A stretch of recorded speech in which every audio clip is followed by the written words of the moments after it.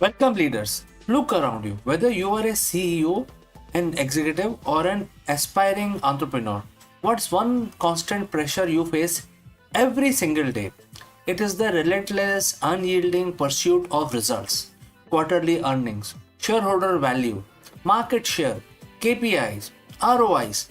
These metrics aren't just numbers, they are very heartbeat of the modern business, dictating strategy, defining success, and often consuming your lives.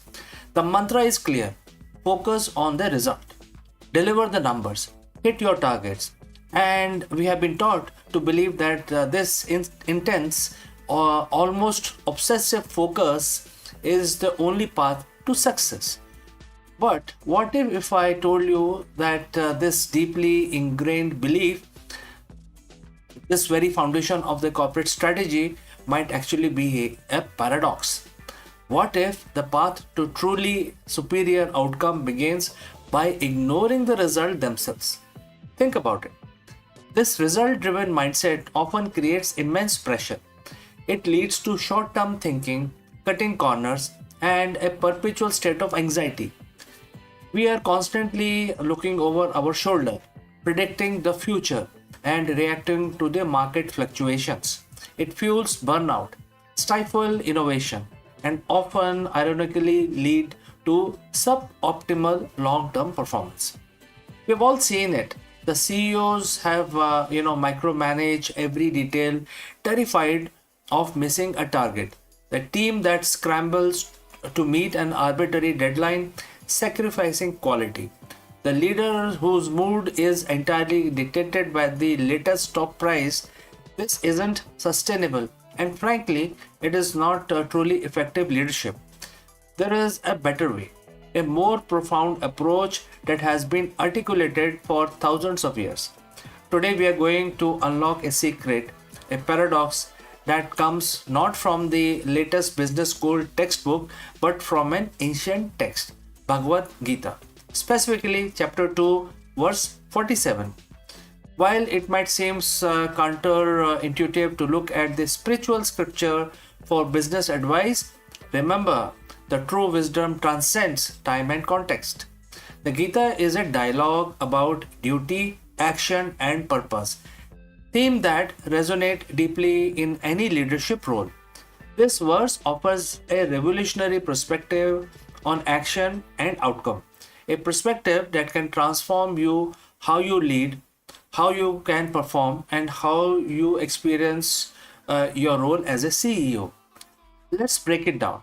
The verse state, and in English it translates to something like this: you have the right to perform your prescribed duty, but you are not entitled to the fruits of the action. Never consider yourselves the cause of the result of your activities, and never be attached to not doing your duty.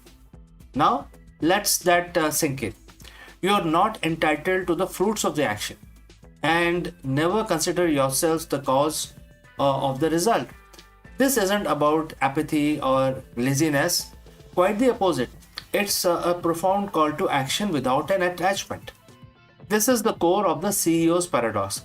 It's not about ignoring your duties or shirking responsibilities. It's about a radical shift in the mindset regarding your relationship with the outcome.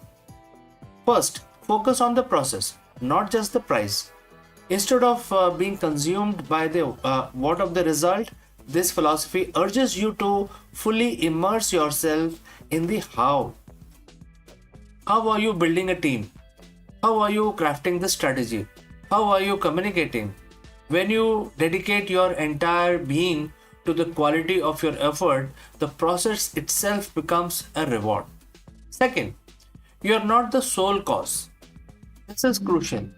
No matter how brilliant you are, no single leader is entirely responsible for every outcome.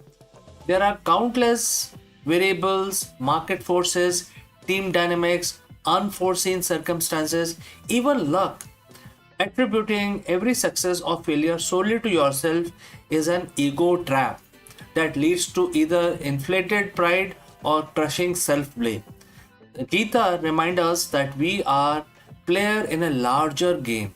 Our role is to play it skillfully, not to control every single domino. Third, freedom from anxiety. When you detach from the fruit of your labor, you liberate yourself from the crushing anxiety of the success or failure.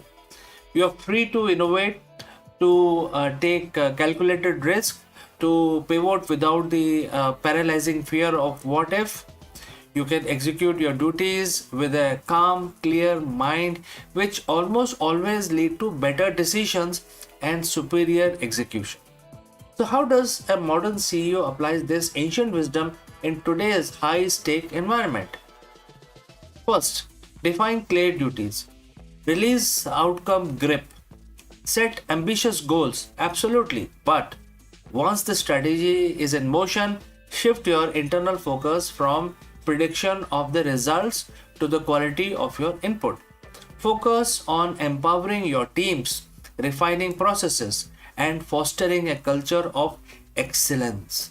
The result will be a natural byproduct.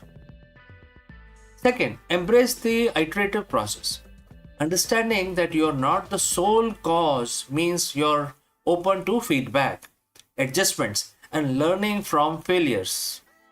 Every action is a lesson, not just a binary success or failure. Next, cultivate present moment leadership. Stop living in the future, worrying about the next quarter.